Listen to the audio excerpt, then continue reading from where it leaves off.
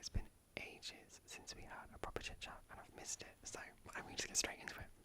I've been thinking recently all about electric cars and like what that means for the future of travel, and for people like me that are big car enthusiasts, like what's the modification scene going to look like, and also just generally the future of like self-driving cars and stuff like that, right? Because Tesla's already said that a lot of their Model 3s that they have on lease, they want them back afterwards because they're going to be taking the steering wheel off and just making them like taxis or something, which definitely sounds really cool. And very interested to know what London's going to do about this, because the mayor of London, I think his dad used to be a taxi driver, and he's always had quite a strong bias towards wanting to make sure that like London's taxi scene is run by London taxis and not by Uber and stuff like that, which I personally actually disagree with, because I could never afford a London taxi. They just make up the prices as they go along, and London cabbies are just known for being untrustworthy.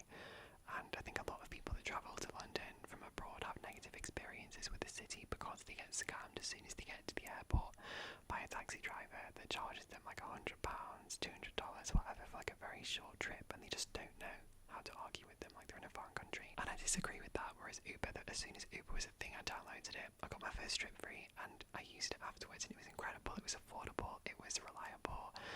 Now Uber has some problems because their standards have slipped, but back then they were really strict about who they let in and the quality of the cars and stuff like that. So I wonder if London's going to throw a fit when it comes to self-driving taxis, because people are going to be like, well, what about all the people that study for 3 years to become cab drivers in central London?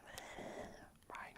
I mean, we're already seeing like a change in trends, right? Like previously, 10 years ago, 15 years ago, it was all about body kits, it was all about turbos, it was all about modifications, and 10 years before that it was all about like taking relatively slow residential engines like 1.5 litres, 2 litres, and strapping big turbos on them using nitrous oxide, like getting them maybe near to 300 brake horsepower, and you know, just it was fun, right? But with electric cars, these cars are so complicated to build, and the way that they work generally, they're not the type of cars where you can just upgrade the motor or something like that. I think the most that people can do is probably like a firmware update, right? And it's even the same with the bodywork and the body kits, because I think there's so many sensors integrated into the bumpers now, and there's so much technical complexity that I think you can't just take it apart yourself and do it. Like, I have a car in my garage right now that I modify as like a project car, and I'm in love with it, and it makes me so happy. But I'm doing a full body kit, I'm installing my own sensors on the back and the front to like parking sensors, and my own cameras, so when I go into reverse or press a button, I'll get parking cameras on my screen, and it makes me so happy. But like cars today, I just don't think you can really do that with them, especially the electric cars coming out, right? And the body kits like just make a car wider, because if they're self-driving, they have predetermined dimensions of what that car looks like, and if you change that, you would have to change that in the system as well, right? So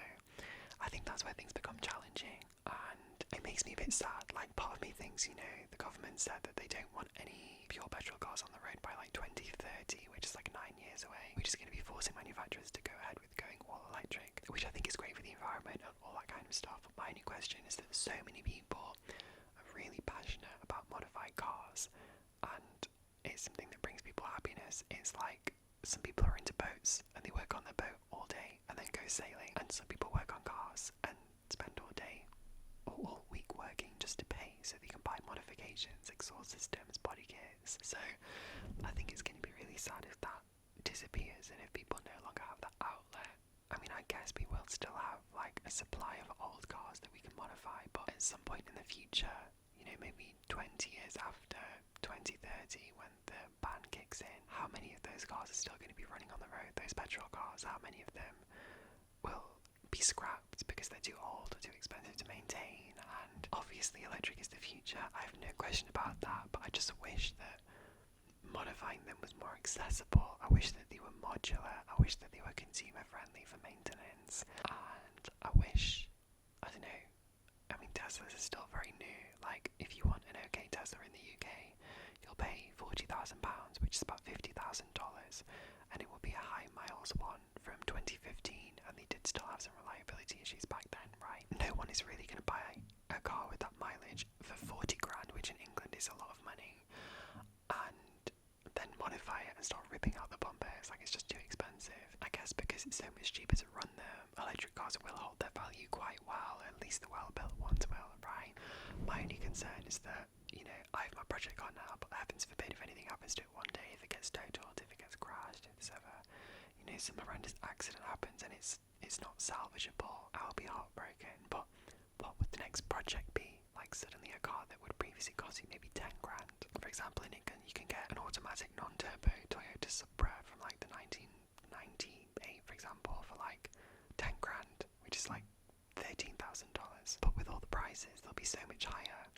There's going to be this paywall that prevents people buying cars that are easy to modify, petrol-engined cars that are easy to modify. And you have to just think, what will those people replace that hobby with? Like, I'm not saying this is a valid reason to like allow petrol cars and stuff like that. That's not my debate. But my whole thing is about people's hobbies. Like, there's something to be said about people having an opportunity to engineer something themselves, right? And I actually always was brought up thinking that the whole world had like DIY culture, like decorating your own house, doing your own painting, your own wallpaper, maybe even some of your own plumbing. I always thought that was super normal, but it's only recently I've learned that like that's actually something that generally speaking is quite specific to Western culture, and especially in England, like people generally do a lot of their own work with stuff like that. It's very normal. But I have friends in the US and I have friends in China and Japan, and they've all said to me, we don't do our own house renovations and remodels, like we pay people to come and do that for us, right? Like, why would you do it yourself? And in England, I think it's something that we enjoy doing. Like, maybe, like, I feel like it's fun to like go to the store, you buy the paint, you buy the samples, and you have a weekend of doing it together, and you feel good afterwards. And it would also be quite inefficient cost-wise to pay someone to come for you, because, you know, if you want to pay a decorator to come to your house, you're looking at a minimum of what, like £180 plus materials, maybe even 200. So you're paying someone £200 for a day to do something that you could do on the weekend. And most people, you know, if someone earns £200 a day, I'm sure that's something like £50,000 a year on a normal number of days working in a year in the UK. So you're not going to pay someone at that rate when you probably earn less than that, right? Like the average person earns like 32 grand, 21 grand, 35 grand. So you're not going to pay someone at a salary of 50 to do something that you can do in your time when you're worth 35 grand a year, right? Worth in inverted commas. So yeah, like DIY is fun and I definitely enjoy it sometimes. I mean, I'm renovating at the moment. My house is really big. It's an old Edwardian house. It's around 4,000 square feet, which in England for a brick built house is really, really big. And it has an outbuilding as well, which I think is around 1,000 square feet. And it's a lot of work to do it all myself. And like at the moment, I had my heating system ripped out, I think pretty much a week ago. But it didn't really work very well. I only had a few radiators downstairs. There was nothing upstairs, so this winter was really cold. I've been wearing like 3 hoodies at once. But sometimes it's a bit too much, right? Like I'm having one of my rooms panelled at the moment, and I've had the joiner come in and he's done most of the work, but I still have to fill it, caulk it, sand it, paint it. I'm probably gonna have to do the coving myself, like install it, and it's just, for one person to do all of that is a lot of work. But with cars, I feel like it's different. Like if you live in a situation where you have a double driveway, for example, and you live by yourself, or only one person has a car, you have the space for a project car, and it's the type of thing that you can really enjoy looking forward to working on, right? And it's not so much like, oh, I can't wait to send it to the shop and get someone to tin the windows for me and stuff like that. Sometimes it's the beauty of building something yourself with your own 2 hands and then driving around in it and everyone sees it, and it's like you feel proud, like a sense of achievement, like I did this. I didn't just pay someone to do it, which there's nothing wrong with, but like I did this myself, right? And I think that's definitely how I feel sometimes. Like having a nice house that you've done yourself is amazing. When you have people come over because you feel really proud of all the work you've done, right? But with the car, I do think it's more accessible to go outside and like go to a car meet and meet up with a group of people that you don't know, but you have a common interest, and it's the way to be social. You can just be like, hey, like this is what I built. I spent 2 years, 3 years. I resprayed it myself, I rebuilt the engine, I redid the interior, I redid the electronics, I installed a sound system and subwoofer. Like, there's something really cool about that, right? I just think it's really cool, and I think it's going to be sad if we lose that. I think it's going to be sad if people can't modify their own sound systems, if people can't do their own bodywork. I get that it's the future, and I'm not against the future, all speed ahead, but I wish there was a way to compromise where some manufacturers would continue to make cars that were constructed in such a way that people could modify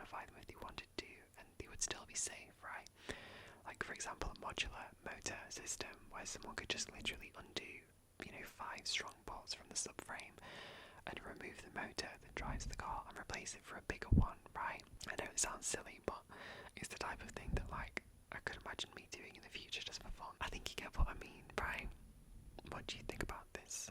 I know if you're listening to this video, you're probably very busy relaxing right now, so don't worry about typing to me. Just send me some sort of psychological, telepathic wavelength telling me right now what you think about this entire situation, because I'm very curious and I'm very passionate to know. If you are new to KuckiAsmr, I would definitely consider subscribing. If you enjoyed the video, it would be amazing for me if you could smash the like button, and please feel free to watch one of my other videos right now just by clicking on my name, KuckiAsmr, and clicking on my playlist, and then they'll all play one after another. So I really hope you enjoyed today's video. If you have any feedback, any comments,